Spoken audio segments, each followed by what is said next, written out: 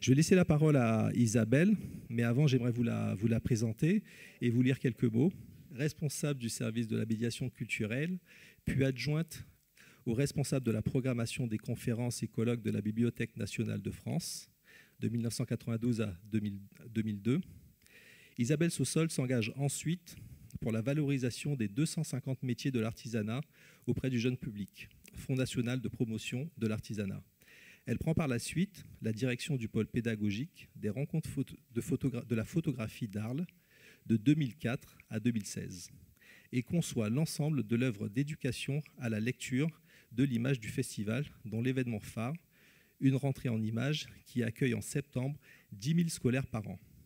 Elle initie dans ce cadre 2 outils de médiation hors les murs à diffusion nationale, un jeu, Pause Photoprose, et une plateforme numérique de ressources. Voilà, je te passe la parole, Isabelle. Merci beaucoup. Et Isabelle, avec laquelle on travaille maintenant depuis quelques années. Merci.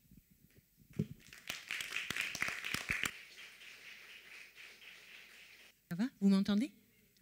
Bon, ben voilà, on est trop content que vous soyez là ce soir. On s'est dit à 18h30 qui va avoir le courage de braver la neige pour venir jusqu'à nous. Et vous êtes là, donc c'est super. Moi, je suis ravie. Je vais essayer de passer la parole dans ce temps qui va être plus du partage avec vous, des échanges entre nous. C'est vrai que voilà, on se croise depuis 2 jours. C'est une aventure collective là qui se vit depuis hier. Et toutes les choses se chaînent les unes les autres. Je sais que la journée a été assez intense pour tous. Vous avez commencé les réflexions déjà depuis ce matin très tôt. Et on va continuer un petit peu de manière la plus active possible. Moi, je ne savais pas ce que c'était un Mayuri. Et donc, j'ai cherché la définition, tout simplement. Et donc, c'est rassemblement de personnes sur une surface agricole pour déboiser, nettoyer, planter, récolter. J'adore cette notion. Et c'est vraiment ce qu'on vous propose de faire ce soir tous ensemble. Ça fait suite, cette table ronde, à une expérience qu'on a vécue avec une bonne partie d'entre vous cet après-midi dans un lycée, juste à côté d'ici. Cette expérience n'a été pas facile en termes de médiation. Il y avait plein d'enjeux qui étaient là. Il y avait des publics différents. On était dans un lieu qu'on ne connaissait pas. On avait 2 types d'ateliers. On devait tourner. Et donc, il y avait de la traduction, plein de choses qui faisaient que, au niveau des postures, de la façon dont ça s'organisait, etc., il y avait plein de choses qui étaient parfois... qui étaient parfois... assez complexe à gérer, et merci beaucoup à tous de la patience, de la participation, mais défricher ensemble, c'est aussi se poser les questions sur qu'est-ce qui s'est passé, quelles étaient les difficultés, comment on aurait pu faire ci, ou comment on a bien fait de faire ça, et voilà, c'est un peu ces réflexions-là qu'on a envie de partager avec vous ce soir. Ce moment d'échange, il va se dérouler en plusieurs temps. D'abord, je vais donner la parole à Noémie Magnin, qui est à côté de moi, qui est chercheuse à Montréal, qui travaille dans une société qui s'appelle Artenzo, et c'est un centre de recherche collégiale en art et engagement social. Noémie, elle va vous parler de son métier, de sa manière de travailler, mais elle va surtout vous proposer un petit atelier d'échange autour de la création et des connaissances. C'est une pratique que tu fais dans ton quotidien pour faire monter de nouvelles idées, pour évaluer des dispositifs. Donc on va passer à peu près 20-25 minutes avec toi, Noémie, et on va vous demander de participer. On pourra échanger, préparer des petites questions. À chaque fois qu'il y aura un nouvel intervenant, on discutera ensemble les uns les autres. Ensuite, on parlera de territorialisation des pratiques. Et là, c'est Irénée Almeida qui prendra la parole pendant une douzaine de minutes. Irénée, elle est présidente de l'association Photo Ativia, photographe, et elle travaille dans le domaine de la production culturelle, de l'éducation artistique et de la conservation. Un autre thème ensuite sera évoqué, c'est le public au cœur des démarches. Et là, c'est Patrick Lacaisse qui est là, directeur de l'association Chercheurs d'art à Mana. il travaille donc au Karma, qui est un centre d'art et de recherche. C'est un artiste. Et il nous parlera également pendant un petit quart d'heure de son travail avec comment est-ce qu'on met le public au cœur de son métier. C'est encore un énorme sujet là à évoquer. Et puis ensuite, je passerai la parole à Océane Larsonneur, qui est directrice des publics à l'association La Tête dans les images. Maintenant, la MAZ. Et donc, tu vas nous parler de comment agir sur le territoire amazonien. Voilà. Bon, ben, il n'y a plus qu'à. On attaque. Noémie, à toi. Allez, faucon yaka, comme on dit. Alors, je vais commencer par m'asseoir à la bonne place parce qu'on a des présentations visuelles pendant qu'on règle les dimensions techniques. Je voulais en profiter pour remercier énormément La Tête dans les images / la MAZ et notamment Karl, Océane, Paul-Émile, qui est-ce que j'oublie, Anne-Laure, Isabelle évidemment. J'espère que j'oublie personne, mais je regarde dans les yeux la personne dont j'ai oublié le nom. Merci. Merci pour cette invitation qui m'honore beaucoup. J'ai traversé effectivement l'hémisphère pour venir dans le sud, comme on dit au Québec. Je viens de Montréal. Je suis professionnelle de recherche, responsable du pôle de médiation culturelle à Artenzo. En fait, je suis praticienne, médiatrice culturelle de formation. J'ai fait mes classes il y a presque 15 ans, on peut dire ça, avec Isabelle. Ce qui est phénoménal, c'est qu'on ne s'est pas vu pendant 15 ans et qu'on se retrouve aujourd'hui ici. Rendez-vous compte de la magie de ce que vous avez créé pour moi, en tout cas. Je suis donc responsable de ce pôle de recherche en médiation culturelle. Qu'est-ce que ça veut dire ? Ça veut dire qu'au centre de ce centre de recherche collégial, niveau collégial, c'est en Amérique du Nord, c'est entre le lycée et l'université. Il y a 2 ans de spécialisation. Donc, ce n'est pas tout à fait l'université encore. Voilà, précision contextuelle. Et donc, il y a des centres affiliés. Artenzo, c'est un des 59 centres, vous voyez que je connais bien mes chiffres, un des 59 centres qui existent au Québec. Il y en a sur les ressources ligneuses, il y en a sur la gérontologie, il y en a sur tout un tas de sujets. Et le mien, sa mission, c'est l'art et l'engagement social, affilié au Cégep, donc le centre de formation de Saint-Laurent, qui est juste à côté de Montréal, sur l'île de Montréal. Qu'est-ce que j'y fais ? En fait, on a 3 missions à Artenzo, et pardon, je réorganise mon discours et mes slides en même temps. On fait de la recherche appliquée, principalement. Donc, en tant que centre de recherche, on dépose des demandes de subventions et on accompagne principalement des partenaires terrain pour réaliser des projets de recherche. Sur des sujets aussi divers que la collaboration intermétier entre les professionnels de la médiation et les artistes, par exemple. C'est le dernier projet de recherche qui m'anime. Sur des sujets en lien avec les politiques publiques culturelles, sur des sujets en lien avec la requalification des espaces religieux pour en faire des lieux culturels, par exemple. Et c'est toujours en partenariat. Toujours, parce que c'est de la recherche appliquée, c'est toujours pour relever des défis très pratiques, très liés à des terrains.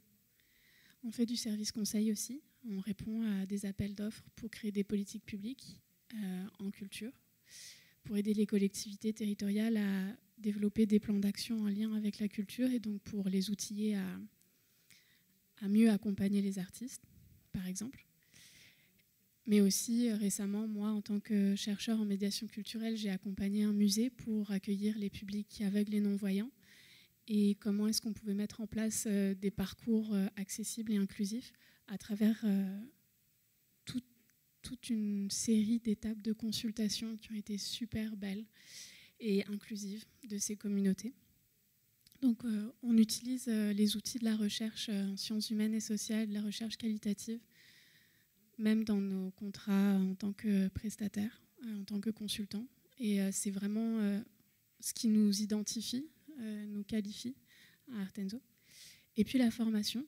Donc la formation, plutôt l'initiation à la recherche pour nos petits étudiants qui entrent tout juste dans l'univers du post-secondaire. Et puis, non, c'est pas très grave, en fait, pas tant besoin que ça. La formation aussi, la formation professionnelle. Parce que après les formations diplômantes, j'allais dire le master, la maîtrise au Québec ou d'autres formations, quels espaces restent-ils pour les professionnels de la culture? On questionnait un peu la définition du mot professionnel hier soir. C'est Olivier, je pense, qui demandait qu'est-ce qui fait de nous des professionnels, qui demandait à Miguel. Eh ben, j'ai pas la réponse, mais je sais que c'est un groupe de personnes qui a des besoins communs, besoin de réseauter, comme on le fait depuis quelques jours, besoin de se former, s'enrichir, apprendre à développer des nouvelles pratiques. Pardon, je regarde le temps qui passe et là j'ai ma voix qui déraille. Parce qu'Isabelle a un excellent dispositif, tu veux leur montrer ? C'est génial. Je devrais utiliser ça avec ma fille de 1 an et demi. Je vais le faire. Donc la formation. Quelle forme ça prend la formation ? Plein de formats, mais principalement la maison de la médiation culturelle. Et vous me voyez un peu venir. C'est aussi pour ça que Océane et moi, on s'est parlé il y a quelques mois et qu'on s'est rencontrés et qu'on s'est dit, mais c'est génial. On crée des maisons, en fait. On est des bâtisseuses de maisons. Donc, nous, à Montréal, on a créé la maison de la médiation culturelle comme un espace pour réseauter, pour se former, pour co-construire des connaissances autour notamment de la connaissance des publics, des techniques et approches de médiation, des questions de posture, de professionnalisation. En France, comme au Québec, il y a un immense défi qui attend les personnes qui veulent faire de la médiation culturelle. C'est un métier qui est très dévalorisé et pourtant c'est un métier qui est exigé de la part de bien des artistes comme étant une corde à leur arc essentielle. Et j'ai trouvé que c'était un espace qui avait été très nécessaire pendant la pandémie, notamment pour se regrouper et essayer de trouver des solutions alors que tout était fermé et qu'il n'y avait plus rien à faire, avec les publics en tout cas, sauf à travers un écran, ce qui était extrêmement stérile. Et on a aussi choisi de poursuivre après la pandémie et d'ouvrir un espace physique à la Cité des Hospitalières.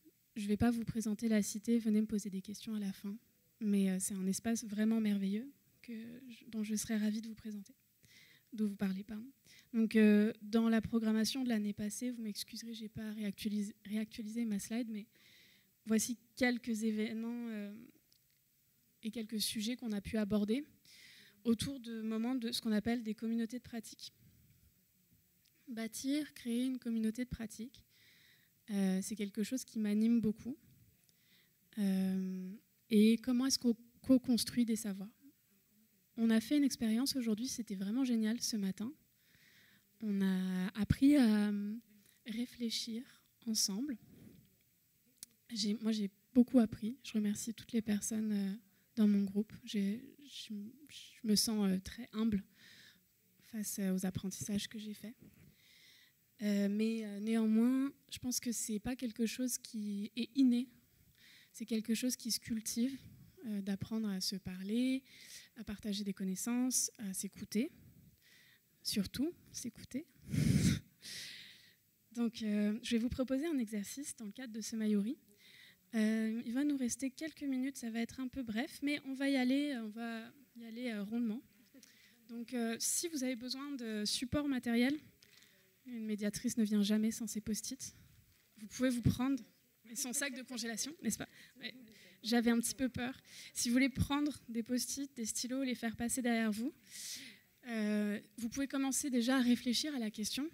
L'objectif, c'était qu'on se saisisse de l'opportunité qu'on a vécue aujourd'hui, qui était une opportunité de médiation qu'on a collectivement vécue, et qu'on fasse un retour critique, introspectif, un retour aussi, on pourrait retirer des apprentissages en tant qu'artiste, en tant que pédagogue.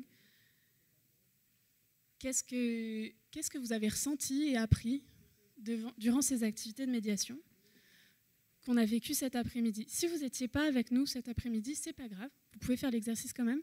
Pour ceux et celles qui n'étaient pas là, c'était quoi votre dernier souvenir en lien avec une expérience de médiation culturelle ou une expérience artistique qui vous a marqué, que vous avez retenu et dans laquelle il y a eu un entremetteur ou une entremetteuse? Et je vous laisse peut-être y réfléchir 2-3 minutes. Ce qui est important aussi, et ce que Isabelle a souligné, c'est qu'on a vécu des défis. En fait, le contexte dans lequel la médiation s'est faite était un contexte plein de défis déjà.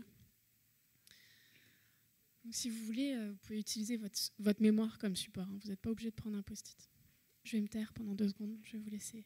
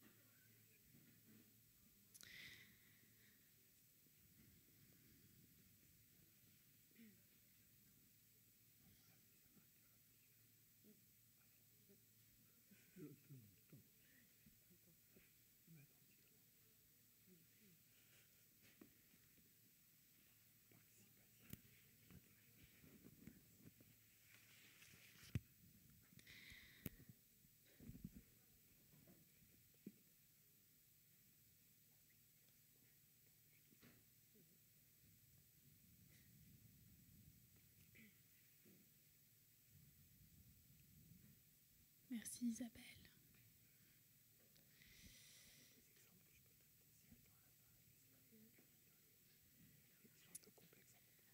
Ah, effectivement, je voyais des regards un peu étonnés. Ouais, c'est pas ma diapo. Je sais pas où elle est. Elle est dans le cyberespace. Voilà. Okay, je pense qu'on devrait être bon, on devrait être bonne. Maintenant, prochaine étape. Alors, je vous préviens tout de suite, ça va être un petit peu cacophonique, mais on va s'en sortir, vous inquiétez pas. Vous allez revenir avec moi après. On va partager en petits groupes. Vous fiez pas au temps, on va faire ça comme on peut. Donc, je vous demanderai de vous tourner vers votre voisin, votre voisine, de préférence quelqu'un qui parle votre langue maternelle, pour favoriser les échanges. Si vous ne connaissez pas, présentez-vous, parce qu'il y a des nouveaux parmi nous. Sinon, sautez cette étape.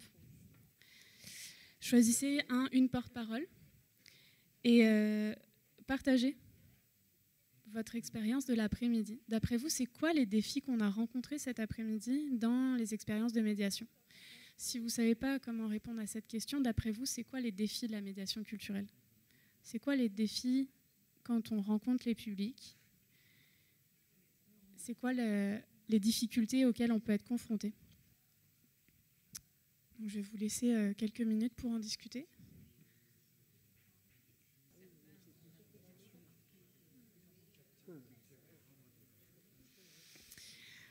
Alors, je vais progressivement reprendre votre attention. Si vous voulez finir vos interventions, allez-y.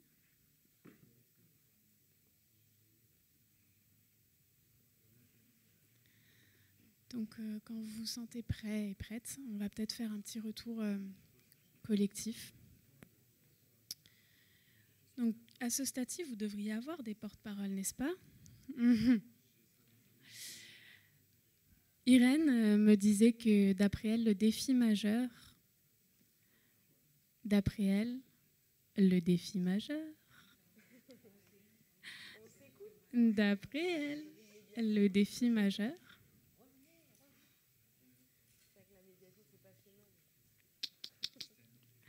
c'est pas grave.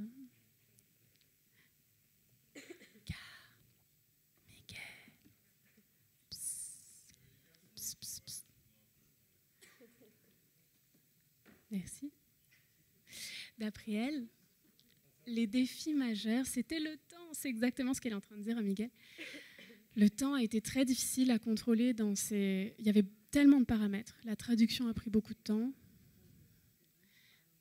Tout a été très difficile à contrôler dans cet espace où il y avait tellement d'enjeux, il y avait tellement de personnes à qui s'adresser, il y avait tellement d'étapes dans chacune des activités.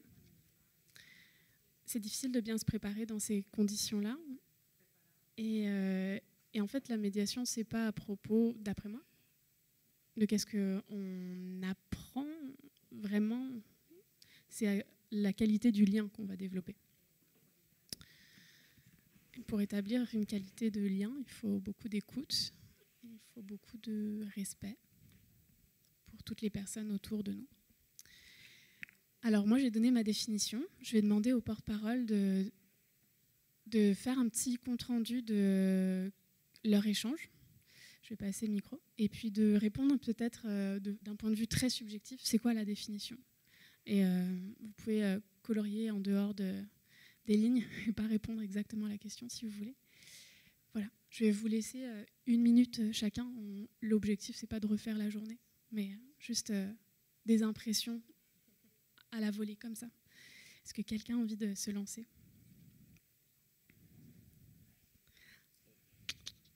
C'est dur, hein ?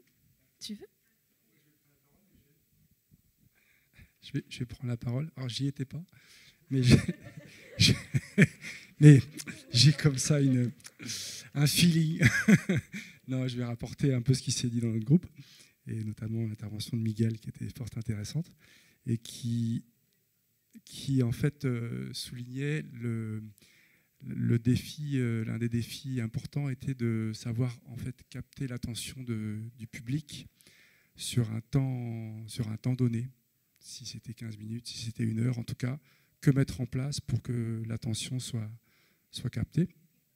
Et il a ajouté aussi l'importance de susciter l'interaction, que ce ne soit pas unilatéral, mais qu'il y ait une interaction entre les uns et les autres parmi le public. On est bon ?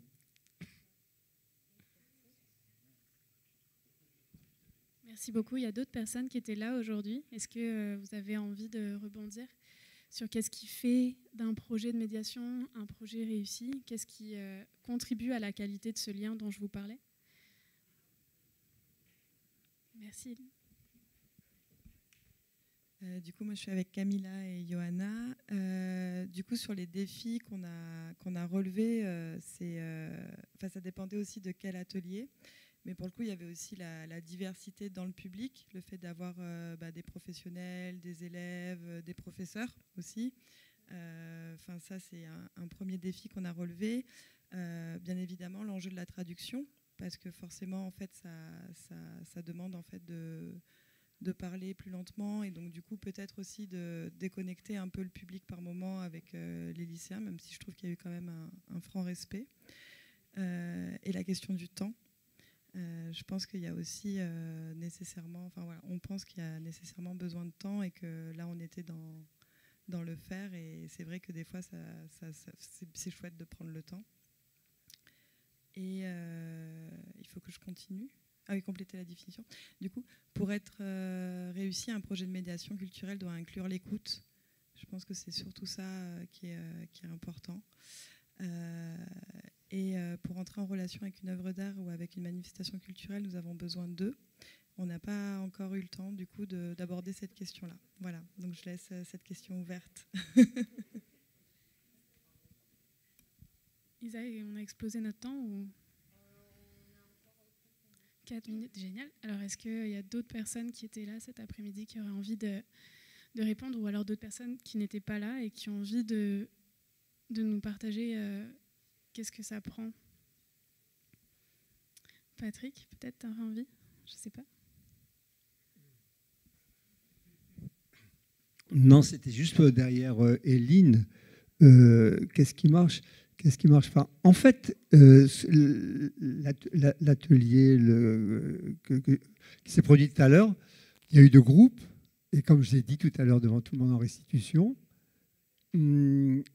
ça a marché dans ce qu'on attendait avec le premier groupe. Ils ont été laborieux, ils ont répondu, ils ont fait un bon travail. Le prof a fait la médiation qu'il fallait, il y avait plusieurs médiations.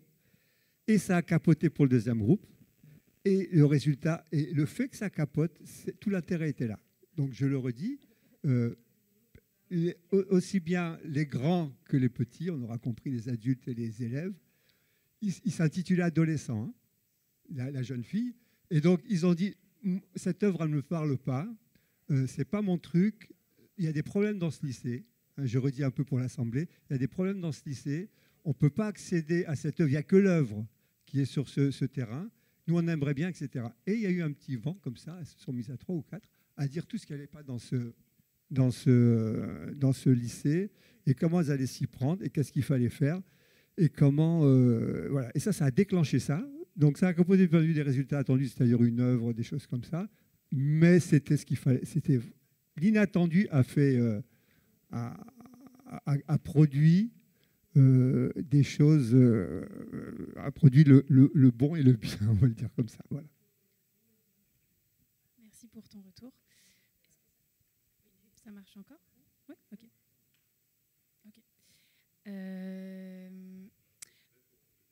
Oui.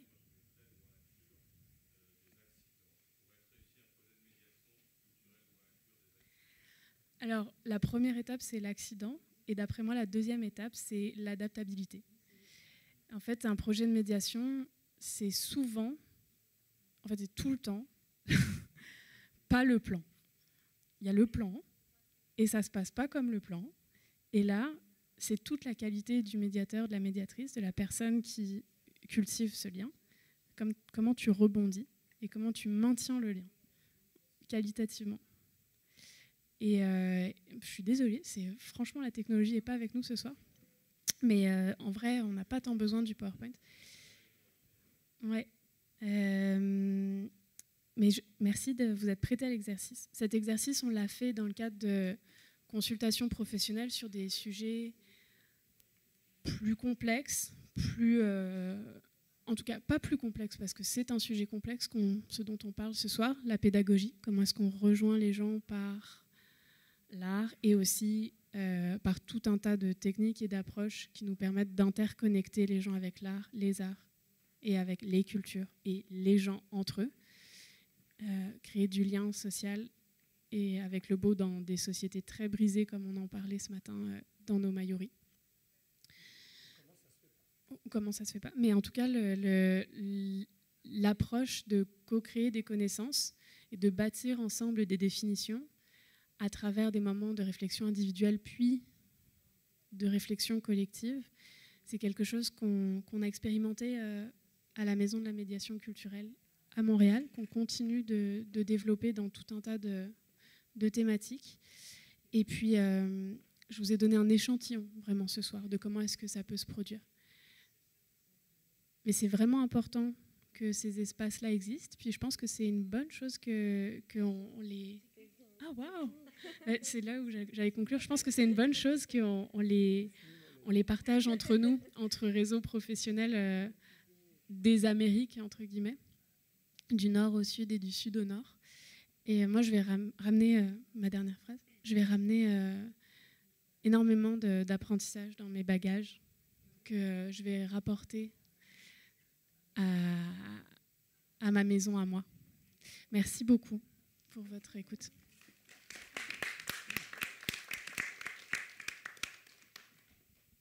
Merci beaucoup, Noémie. On va garder peut-être les questions pour la suite. Je passe la parole maintenant à toi, Irénée. Je te laisse nous parler de la territorialisation des pratiques. Bonsoir. Je remercie CAO, Océanie. J'ai oublié les prénoms. Je m'excuse. Mais je remercie pour l'invitation d'être présente ici. Je suis très nerveuse.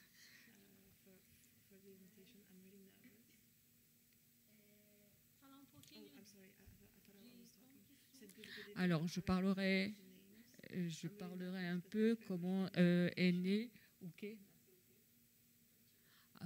la photo active. Comment ce parcours expérimental, pédagogique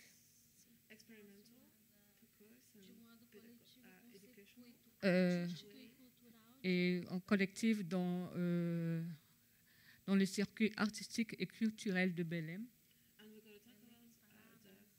Belém Pará, Brésil, en 1984.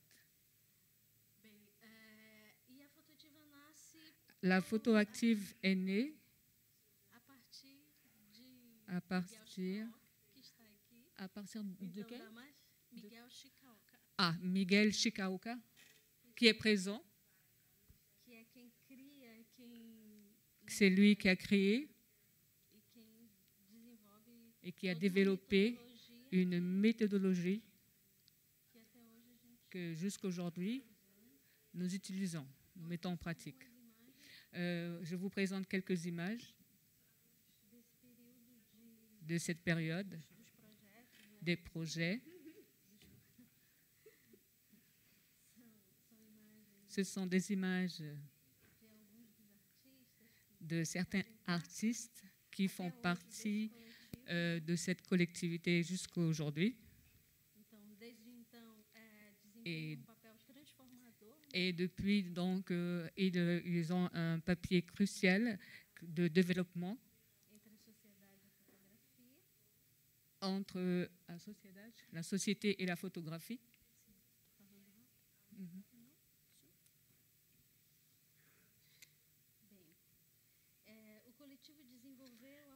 Le collectif a développé. Le collectif a développé donc desenvolveu o quê? O coletivo desenvolveu o quê? Comme la photographie comme un. Espera lá, fala aqui para perto. Excusez-moi. Alors, donc, la collectivité, elle a développé la photographie comme un langage pour la compréhension du monde. Voilà. Et donc, ils ont fait une série,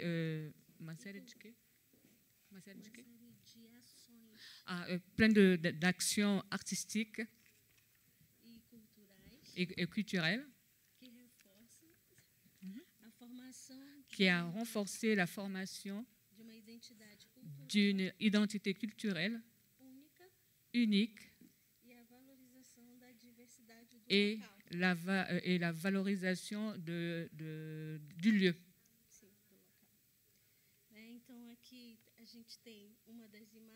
Donc ici, nous avons l'une des images qui montre ces actions en plein développement dans des lieux approximatifs de photo active.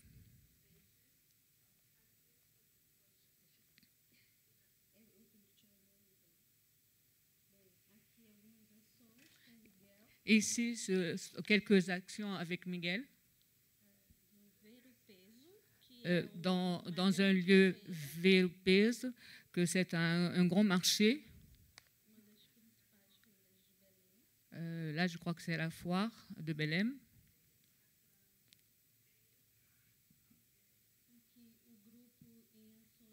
Là, c'est le groupe en pleine action.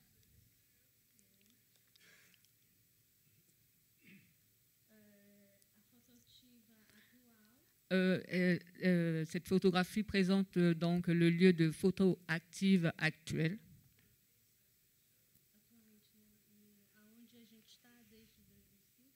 Donc nous sommes là depuis 2005. Donc la photo active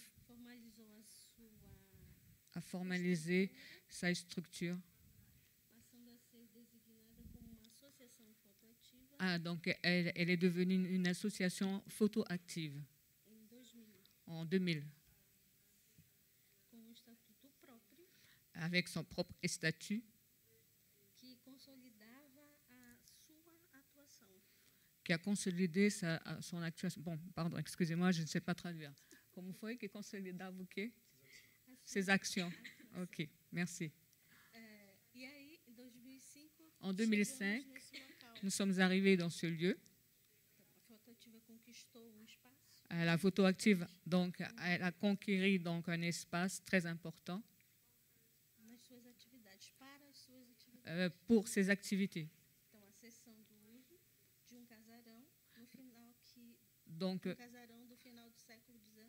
Donc, ils ont réussi à obtenir une grande maison du siècle XIX.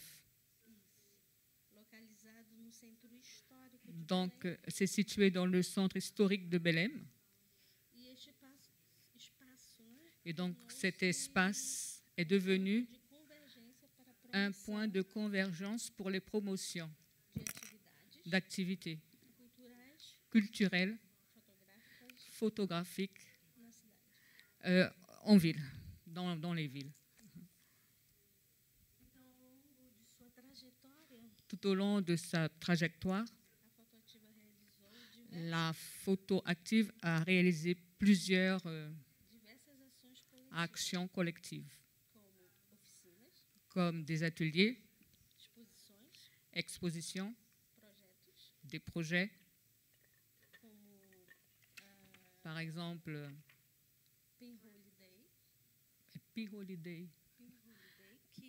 Piroliday, c'est le nom qu'elle me présente. C'est un événement qui arrive, qui se produit une fois dans l'année. Ce sont des photographies qui sont faites avec com câmeras normais. CLOP. Merci. Vous avez compris. Ça, c'est l'un des projets.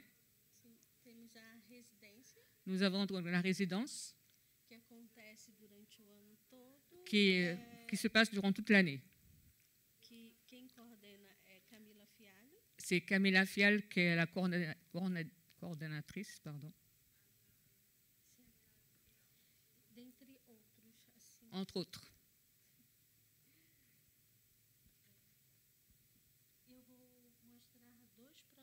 Je vous présenterai 2 projets.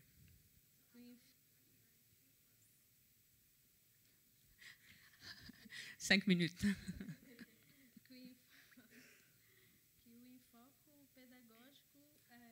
Donc, c'est pédagogique.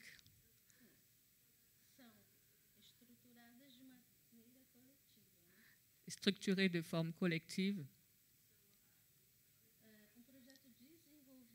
Un projet développé à partir do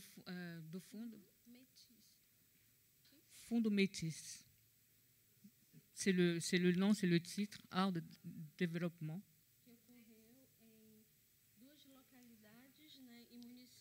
Donc, c'est arrivé dans 2 lieux, dans 2 communes. Cameta et Igarapé-Mirim. C'est ça, ce sont les noms des lieux, des communes en fait. Des projets éducatifs. Des expériences photographiques où nous avions où nous avions comme thème Wassai, patrimoine, identité.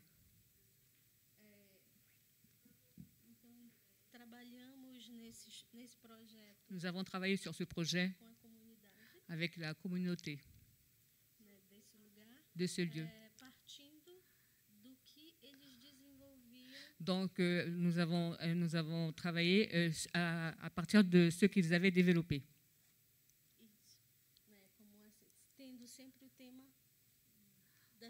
En gardant toujours le thème de leur culture. Nous avons travaillé la chambre noire.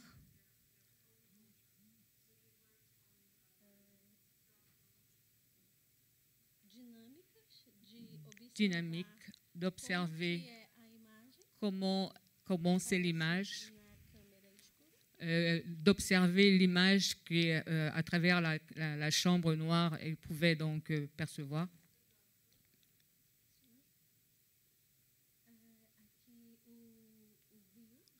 Et ici, c'est le fleuve de Igarapé-Miri. La commune s'appelle Igarapé-Miri. Le lieu. Ça, c'est le pinceau de lumière qui aborde tout le temps.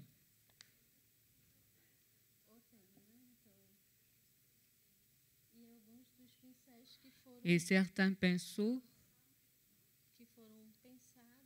qui ont été réfléchis à partir de la communauté, ou le Wasai, tous ceux qui englobent, tous ceux qui appartiennent à la communauté. Le Wasai.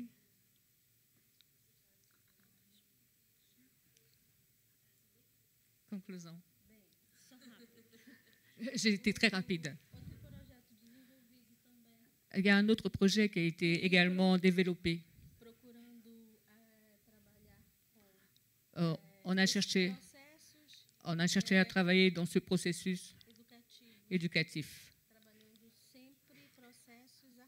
en travaillant toujours dans l'artisanat.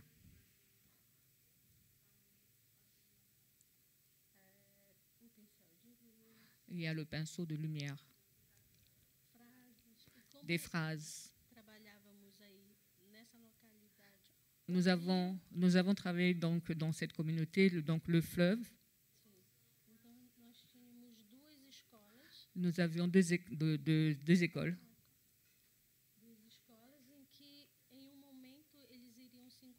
Et ces deux écoles allaient se retrouver.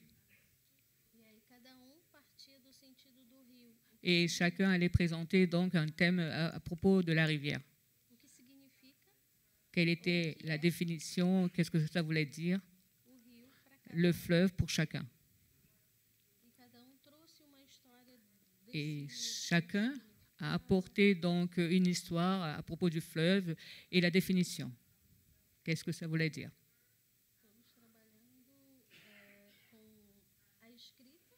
Donc tous travaillaient donc avec l'écriture, l'image de ce fleuve qui coulait.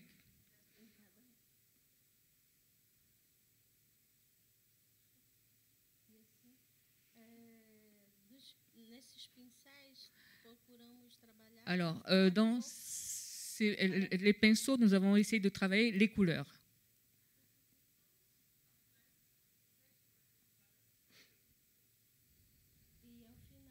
Et à la fin, nous avons fait une exposition avec les deux classes de l'école où ils se sont rencontrés.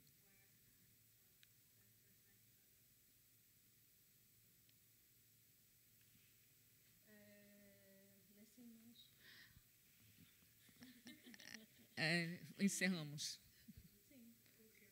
Você tem que concluir. Donc, l'idée de ce projet, c'était la rencontre de ces classes que chacun pouvait apporter, ce fleuve. Donc, l'objectif, c'était de se rencontrer et d'apporter ce thème, le fleuve, parce que c'était des lieux quand même assez distants. Voilà. Obrigada.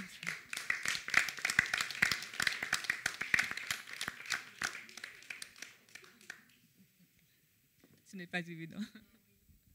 Merci beaucoup, Irénée. Patrick, je te passe la parole. Tu nous parles des publics.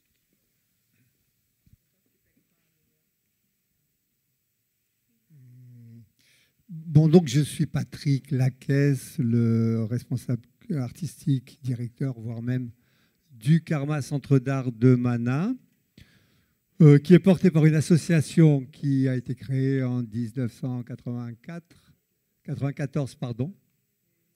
Et le Karma Centre d'Art ouvre à Mana au public en 2014.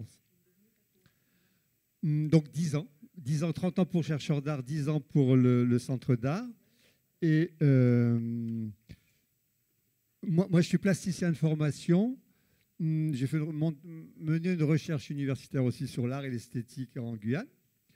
Et c'est vrai que je suis le commissaire de toutes les expos pour l'instant.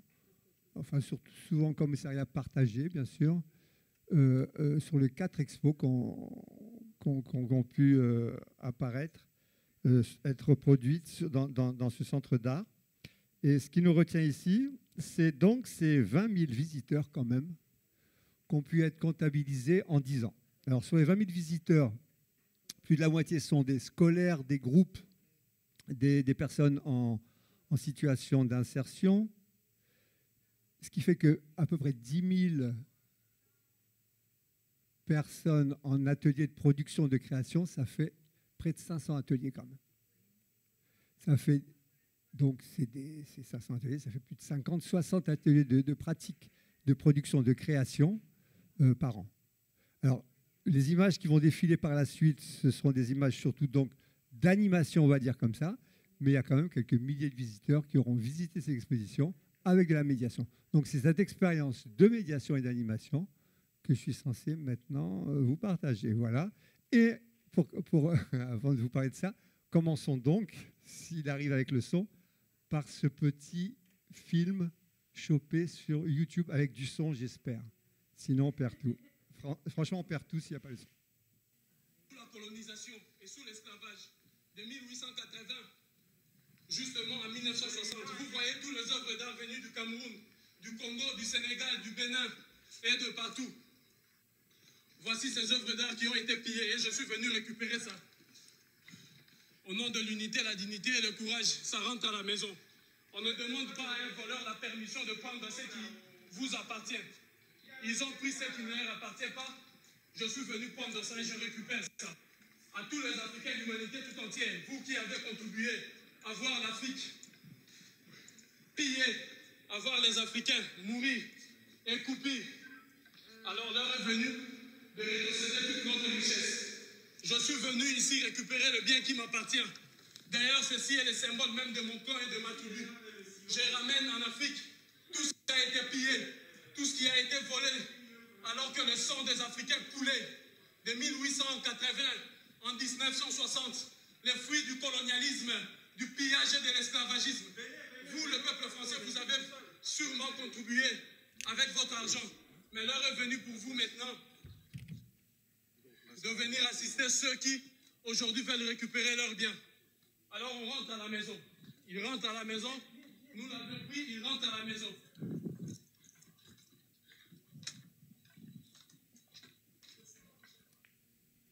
Allez, on rentre à la maison, on est bon. C'est comme ça que j'aurais intitulé cette... Il a besoin de ça. Comme ça que j'aurais pu intituler cette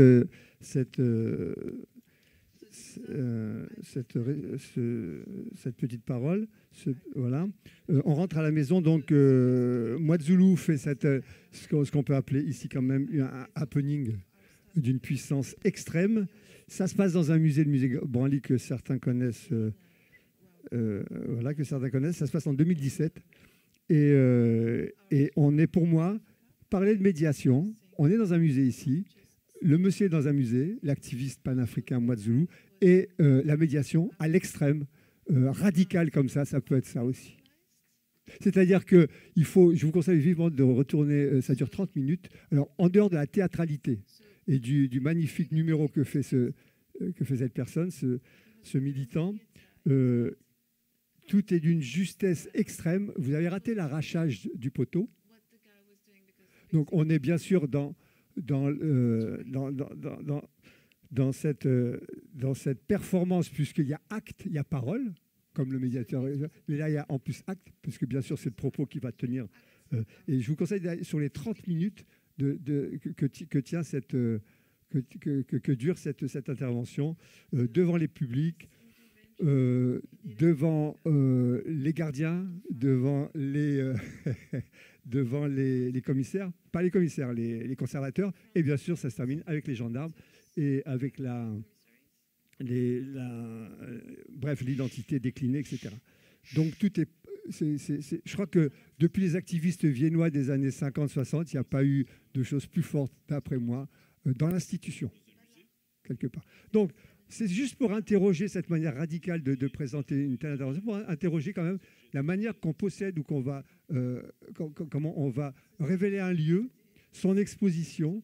C'est radical, hein, c'est extrême. Mais quelque part, je me demande si ce n'est pas par là qu'il faut passer quand même, remettre en question ce qui se passe dans un lieu. L'institution, pour le coup, je vous le rappelle, on est quand même dans un musée, et ce qui peut s'y passer. Alors, les images qui défilent après, c'est un vrac d'images des expos, mais surtout donc, des groupes. Vous verrez beaucoup de groupes scolaires en animation, en atelier en train de créer, et d'autres groupes également. Donc, les expositions telles qu'on les conçoit au Karma, elles sont les objets plutôt qu'une expo comme ça, avec sa médiation très verticale, avec un médiateur qui va expliquer en long et en large. On a des expos très, très souples, avec des objets qui ne sont pas forcément fixés, qui peuvent se déplacer, qui peuvent être manipulés. Je me souviens du grand plaisir d'un groupe d'aveugles qui était là pour pouvoir manipuler et toucher tous les objets. Et les séances avaient été magnifiques là-dessus. Et donc voilà, on est là-dedans sur une désacralisation quand même de l'objet et de son propos.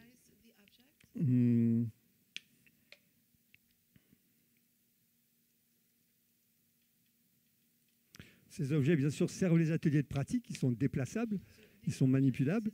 Et donc, on est bien dans une médiation critique, puisque les publics sont amenés, sur certaines pièces, à intervenir directement et à proposer des solutions. C'est-à-dire qu'il y a de nombreuses zones qui sont comme ça, mobiles, avec des publics qui vont suggérer, qui vont voilà, quand la médiation s'installe, il y a un positionnement critique comme ça, et les personnes vont dire, suggérer,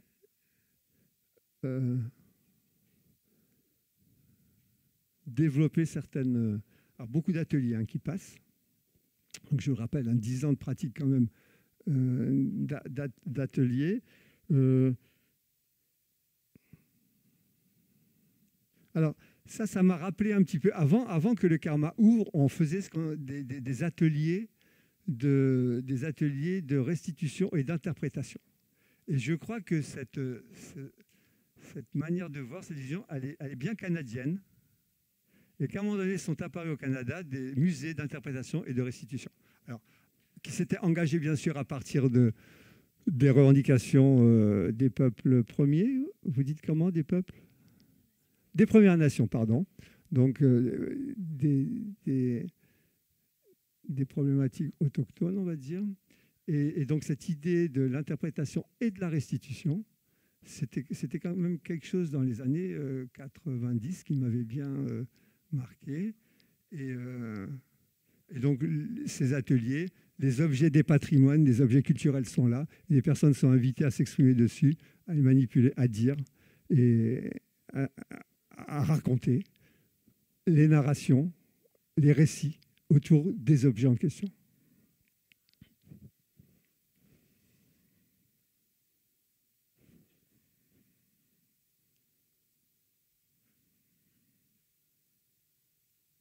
Alors, moi, je ne suis absolument pas un théoricien des pédagogies ou des didactiques. Je suis bien un plasticien devant ses publics, en atelier. Alors, je ne vous commande pas hein, les centaines d'ateliers qui ont pu avoir lieu, qui ont pu se produire. Vous revenez? Merci. C'est l'effet du... Je ne sais pas. C'est la vie.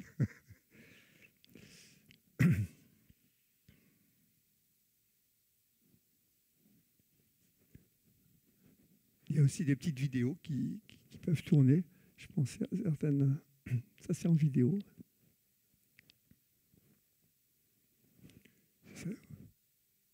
Ouais, quand tu vois une vidéo, tu la mets en mode... Après, ouais, il reste combien de temps? 3 minutes. Allons-y pour les publics. Alors, j'essaie de... Ça s'est passé il y a 2 semaines, lors de notre dernière expo. Alors, la dernière expo, c'est on a invité des scientifiques à exposer, bon, avec des artistes.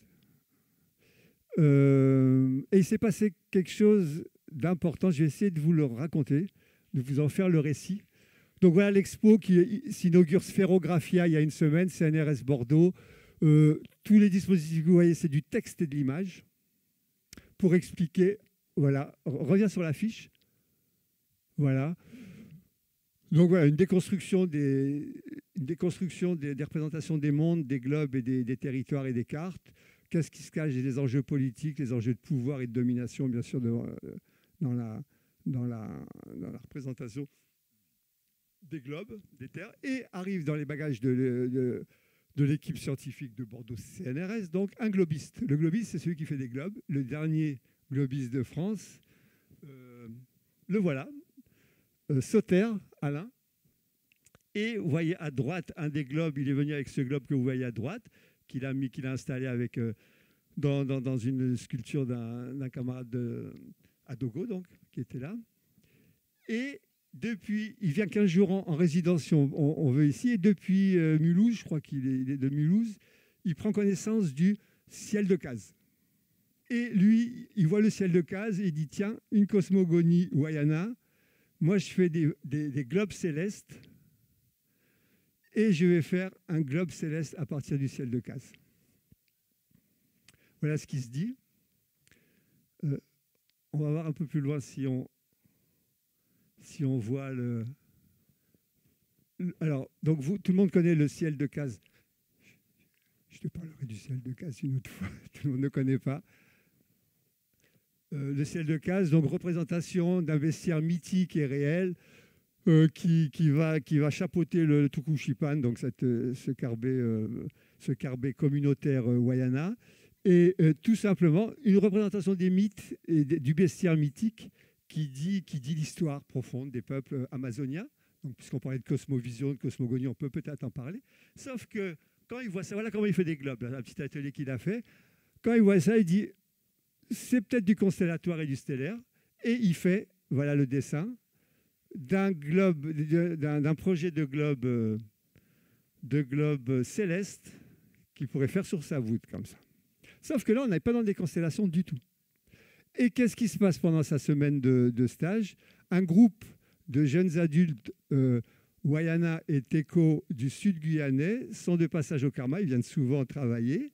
Et bien sûr, voilà le découpage en fuseau de ce qui devrait être un futur globe céleste avec le début des marquages en haut du bestiaire qu'on voit en bas sur l'authentique ciel de Cazes, enfin authentique.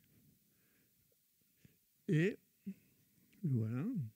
Et arrivent les jeunes du sud guyanais. Et l'idée, bien sûr, c'est qu'ils se mettent autour de l'atelier Monde Coco. Donc, c'est un atelier où on prend des calebasses et des cocos et on fait des globes. Sauf qu'ils commencent à mettre leurs figures, les figures auxquelles ils sont familiers et accoutumés, ils commencent à peindre sur les globes, vous voyez leur travail, les figures du bestiaire du ciel de Cazes. Et là, d'un coup, je me dis, tiens, est-ce qu'on n'est pas devant ces mystifications et ces surinterprétations? Et si on continue l'atelier comme ça, est-ce qu'on n'aurait pas bientôt,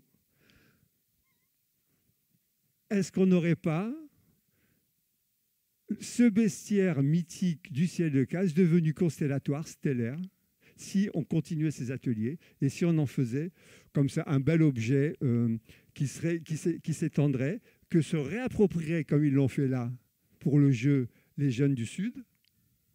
Les voilà en train de travailler à partir du modèle de Alain Sauter qui était là depuis une semaine seulement en Guyane et qui d'un coup assez vitement comme ça commençait à réinterpréter et à mystifier cette. Donc alors je suis dans la fiction. Mais comme j'étudie ça depuis 40 ans quand même, ce qui se passe dans les surinterprétations, mystifications et autres symboliques exacerbées comme ça, pour nourrir un fantasme tout occidental qu'on connaît bien, pour avoir des peuples comme ça très près de là-haut, très mystiques et bourrés de symbolique, je me demande si là, on n'était pas en une semaine, une petite démonstration de ce qui se fait normalement en plus de temps que ça, en quelques années quand même. Comme j'ai vu apparaître beaucoup comme ça de ces... Et donc voilà, ça s'est passé dans une expo avec des publics et donc en mettant en relation comme ça avec des alignements de planètes pour le coup qu'il faisait bien puisque ça se produisait en une journée pour le coup. Et ce que j'ai pas à l'image là, c'est par contre l'authentique représentation stellaire des Palikwane, le banc stellaire Palicourt, si vous le connaissez, Marco, et je ne l'ai pas en photo là. Donc c'est une très belle sculpture où pour le coup, les Palikwane représentent une constellation, je ne sais plus laquelle, avec 6 étoiles, un animal, une espèce de poisson-ci entre le caillon et le poisson-ci, et cette représente... Pardon? Mais tu connais l'objet, hein? Peut-être tu l'as vu. Marco, tu as vu ça, non? Le banc stellaire. Voilà. Et là, je ne l'ai pas en photo. Et il sert à la démonstration pour conclure. Voilà. J'avais un deuxième exemple, mais bon.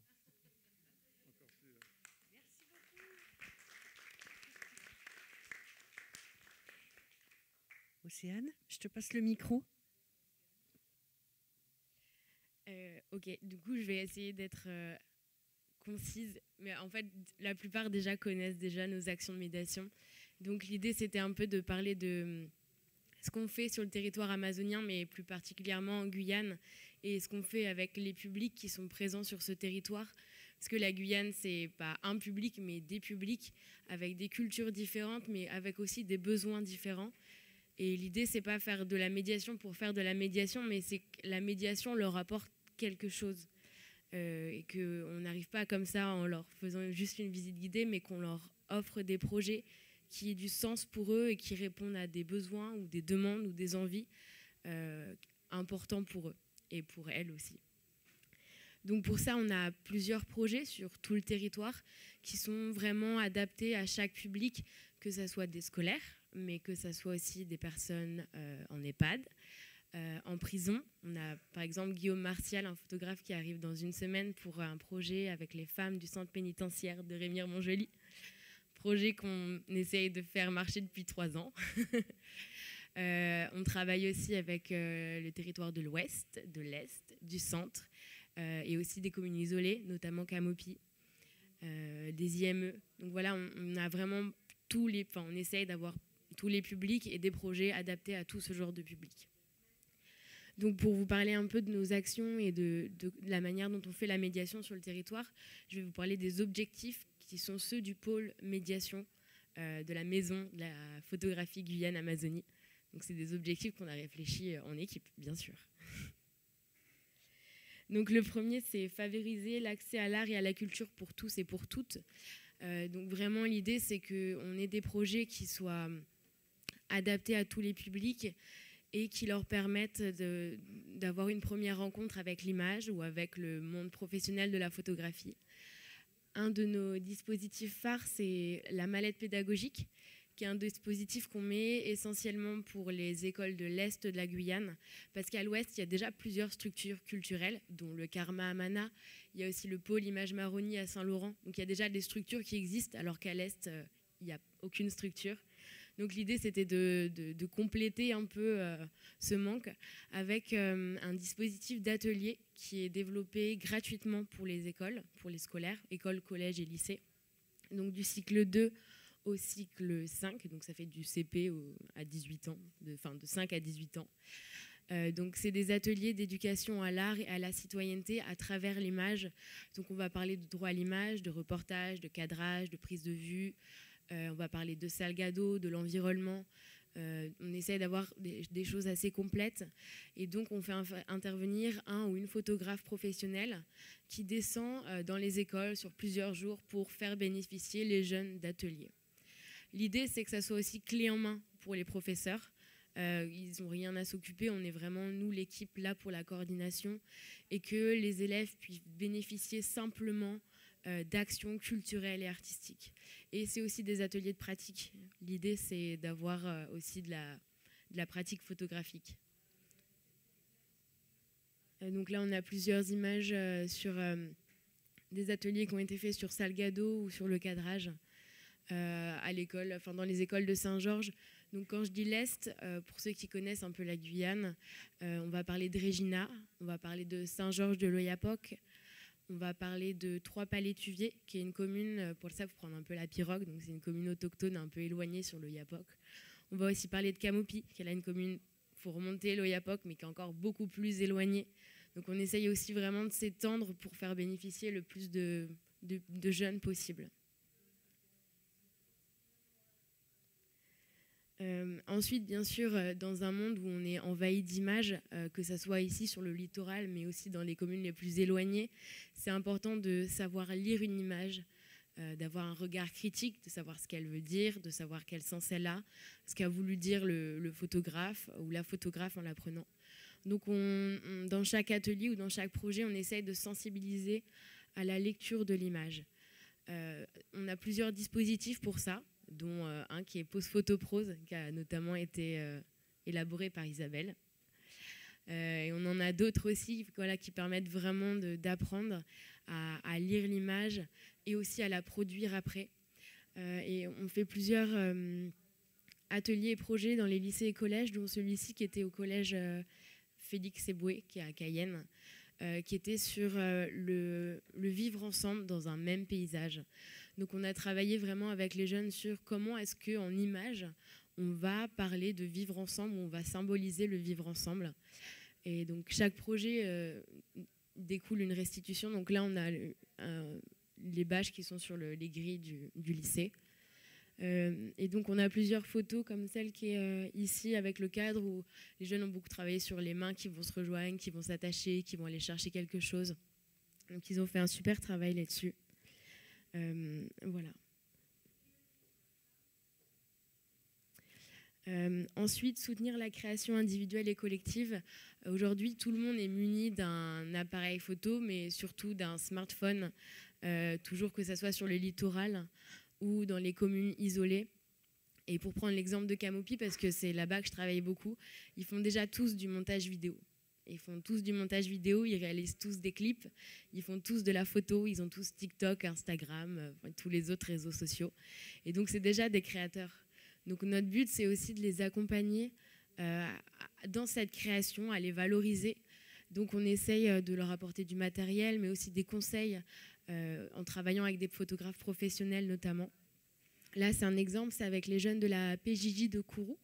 Donc, c'est des jeunes sous main de justice.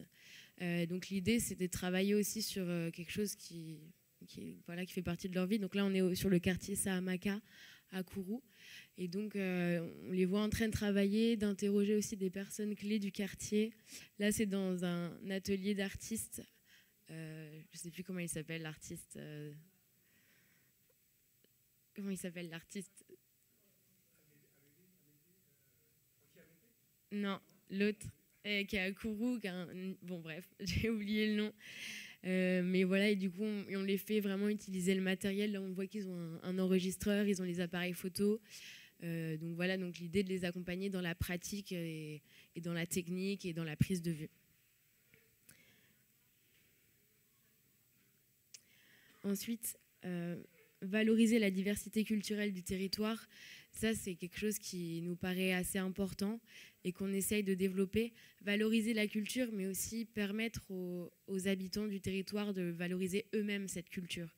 Donc de leur donner les outils qui vont leur permettre de parler eux-mêmes, d'eux-mêmes en fait. Vraiment qu'on ait un regard de l'intérieur et pas de l'extérieur. Et donc on est toujours dans répondre à des besoins plutôt que de faire de la médiation pour de la médiation. Et donc il y a un projet qu'on a mis en place depuis 2022, que vous avez sûrement vu à l'accueil, qui est le journal de Camopi.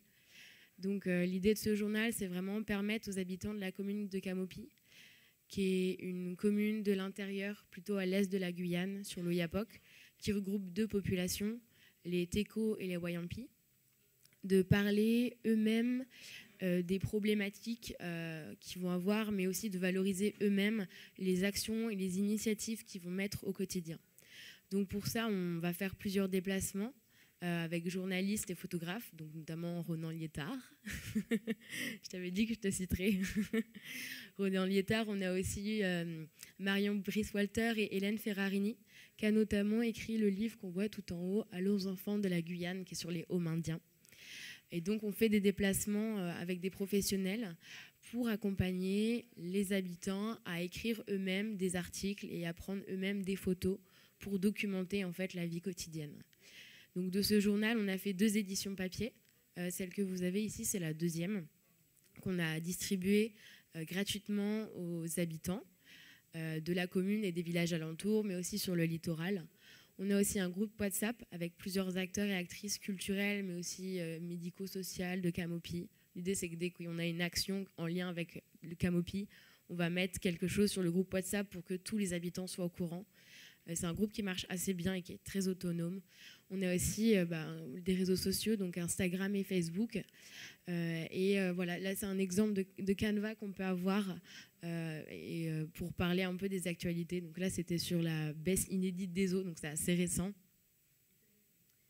Voilà, on va aussi avoir des choses sur l'actualité comme la flamme olympique qui est passée à Camopi, ou alors de la valorisation. Yapokuliwa, c'est une association Wayampi, vraiment de transmission de la culture, qui a été mise en place par Jérémy Mata, qui est un fort acteur Wayampi sur la commune. Donc le journal, c'est vraiment aussi l'idée qu'à la fin, ça devienne un outil et que les habitants le prennent en main et que nous, à la fin, on soit vraiment derrière pour coordonner, mais qu'ils s'en servent vraiment eux-mêmes comme un outil. Ensuite, sensibiliser aux enjeux locaux. Donc les enjeux sur le territoire, on va parler de l'environnement, on va parler de la jeunesse, de la professionnalisation. Et donc on essaie de développer des projets avec des problématiques en lien avec ces enjeux. Notamment ici, c'est une correspondance photographique qu'on a mis en place entre le littoral et la commune de Camopi, encore une fois. On aime beaucoup aller à Camopi. Enfin, j'aime beaucoup aller à Camopi. On va dire ça comme ça. On essaye peut-être d'avoir un 2e bureau là-bas, mais c'est pas encore accordé. Donc sur cette édition de Nos petits bouts de Guyane, le thème c'était l'environnement. Donc l'idée c'est que les jeunes de Camopi échangent des images sur leurs problématiques ou leurs questionnements liés à l'environnement aux jeunes du littoral et inversement. Donc la photo avec les mains, ça vient du collège Paul Capel. Et la photo ici, ça vient du collège Paul Sudman de Camopi.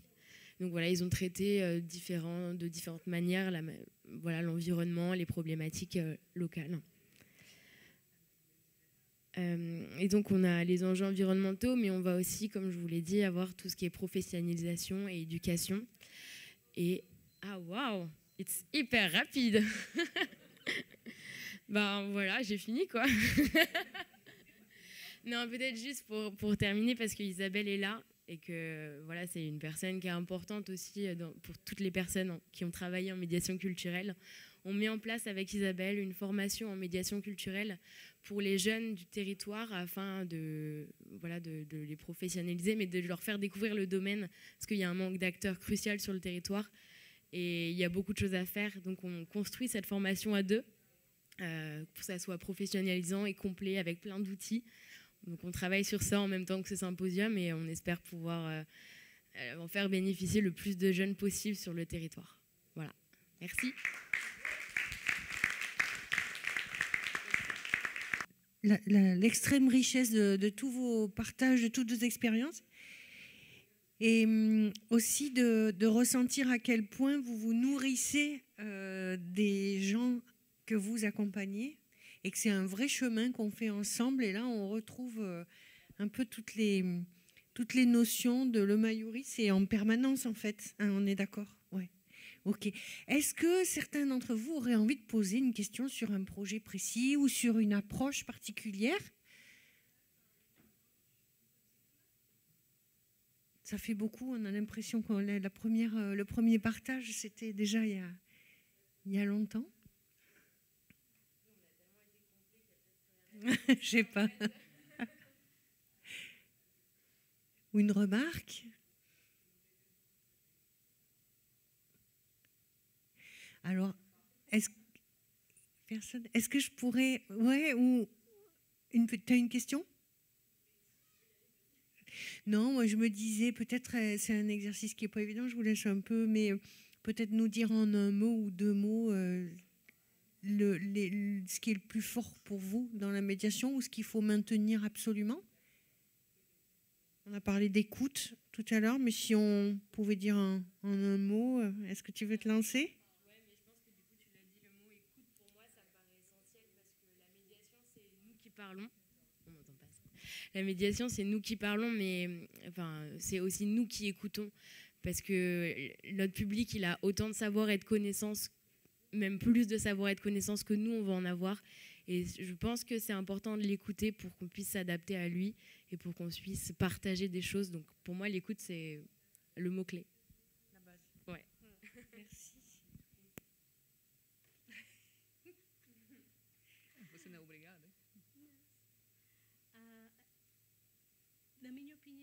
Alors, selon moi, mon avis personnel, la médiation,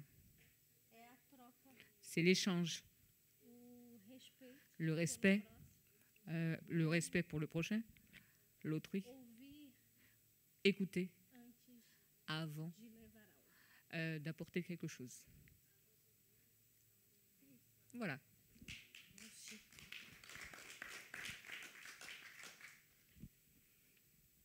Merci Hélène, je n'aurais pas pu mieux dire. La médiation, en fait je reviens à notre Mayuri de ce matin où on se posait la question quelles sont les cosmovisions de l'Amazonie. Vaste question. Mais on est arrivé à des conclusions vraiment intéressantes et notamment comment dans nos sociétés contemporaines on lutte de l'intérieur contre la destruction de la diversité. Comment on lutte contre l'uniformisation? Comment est-ce qu'on cultive je veux dire biodiversité, mais j'inclus l'humain dedans, puisque c'était la conclusion. Il n'y avait pas de différence entre le vivant, humain et non humain, et qu'on était tous interreliés. Et donc, on est arrivé à la conclusion qu'il fallait cultiver les liens. Bonne conclusion, oui. Alors, dans la pratique, et pas dans la philosophie, comment on fait? Donc voilà. Alors, la médiation culturelle, pour moi, c'est ma pratique pour actualiser au quotidien ce lien. Ce lien qui est, oui, un lien humain, pédagogique, un lien politique. Je choisis de mettre des gens en lien par mon travail, à plein d'échelles. Mais je choisis de recréer des relations dans un monde où, ce matin on disait, on peut passer à côté de quelqu'un qui meurt sans agir. Je choisis de recréer du lien dans un monde où nos aînés sont envoyés dans des EHPAD maltraités pour mourir, où nos enfants sont parqués ensemble dans des garderies où les services publics font, pardon, désolé, je vais dire des grossièretés, plus leur travail de rendre service au public. Donc je m'excuse si j'offense la République, mais je trouvais ça important qu'on ne reste pas dans la sphère de la philosophie ce matin, qu'on l'actualise, qu'on le dise au quotidien. C'est quoi c'est quoi la médiation culturelle? Pour moi, c'est ça, c'est recréer des liens de respect, d'écoute. Donc, c'est mon éthique personnelle, en fait. Voilà.